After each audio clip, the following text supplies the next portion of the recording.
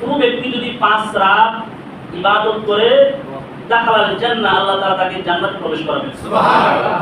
عن معاذ بن جبل رضي الله تعالى عنه قال قال رسول الله صلى الله عليه وسلم হযরত মুআয ইবনে জাবাল রাদিয়াল্লাহু তাআলা আনহু থেকে হাদিস বর্ণনা, তিনি বলেন রাসূল পাক সাল্লাল্লাহু আলাইহি ওয়াসাল্লাম ইরশাদ করেন, মান আহয়াল লায়ালিল খামসা ওয়াজাবাত লাহুল জান্নাহ। সুবহানাল্লাহ। যে ব্যক্তি 5 রাত ইবাদত করবে আল্লাহ পাক তাকে জান্নাত দান করবেন। সুবহানাল্লাহ। লাইলাতুত তারবিয়াহ, এক নাম্বার, এর রাতে যদি কেউ ইবাদত করে আল্লাহ পাক তাকে জান্নাত দান করবেন। সুবহানাল্লাহ।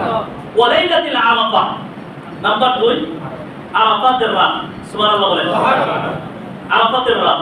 নাম্বার 3, রাসূল সাল্লাল্লাহু আলাইহি ওয়াসাল্লাম বলেন ওয়া লাইলাতুন নাহরি, ঈদুল আযহার রাত। সুবহানাল্লাহ। কোন রাত? ঈদুল আযহার রাত যে ব্যক্তি ইবাদত করবে আল্লাহ পাক তাকে জান্নাত দান করবেন। সুবহানাল্লাহ।